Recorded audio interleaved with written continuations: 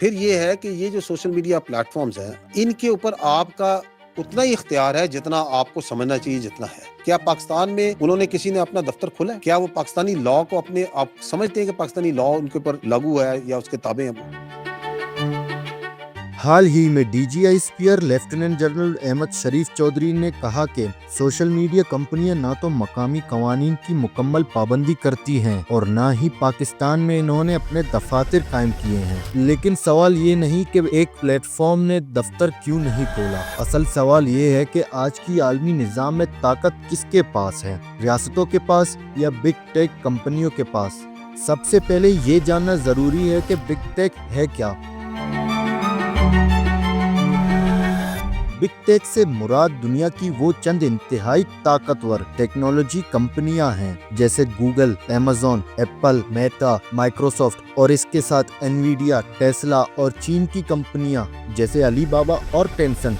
یہ کمپنیاں صرف سروسز نہیں دیتی بلکہ ڈیجیٹل انفراسٹرکچر کو کنٹرول کرتی ہے. Search, social media, on line marketing, cloud اور اب اے آئی جیسے ایک زمانے میں بگ آئل اور بگ بینکس طاقت کی علامت تھے، آج ہمارے معاشروں، معیشتوں اور سیاست پر سب سے گہرا اثر بگ ٹیک کا ہے. بگ ٹیک کو کنٹرول کرنا مشکل کیوں ہے؟ یہ مارکیٹس کو کنٹرول کرتی ہے، قواعد خود بناتی ہے اور ڈیجیٹل دنیا میں داخلے کے دروازے بھی انہی کے ہاتھ میں ہیں.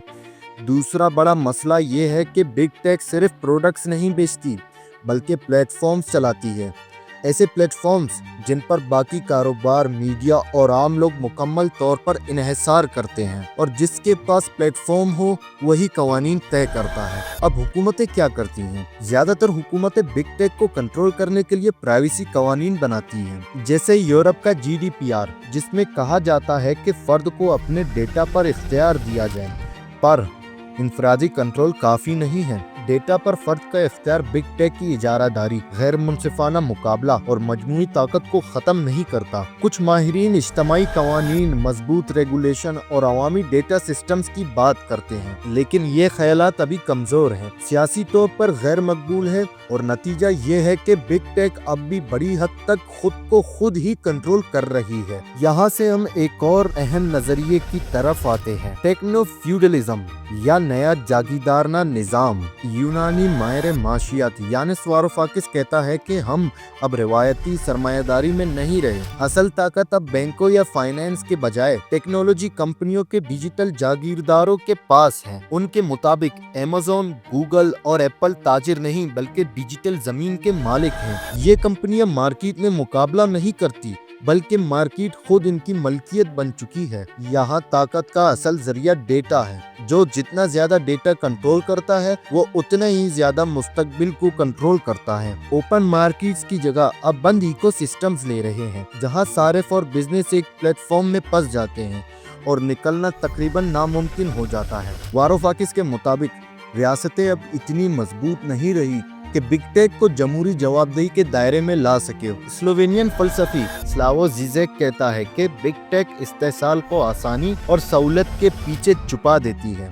ہمیں لگتا ہے کہ ہم آزاد ہیں، لیکن ہماری پسند، ہماری عادتیں اور ہمارے فیصلے پہلے ہی الگورتھمز کے ذریعے طے ہو چکے ہوتے ہیں. یہ کنٹرول طاقت کے ذریعے نہیں بلکہ خیالات اور خواہشات کے ذریعے ہوتا ہے. زیزیک کے مطابق سب سے خطرناک بات یہ ہے کہ نظام ہمیں متبادل سوچنے ہی نہیں دیتا، جو ہے وہی ناگزیر لگنے لگتا ہے.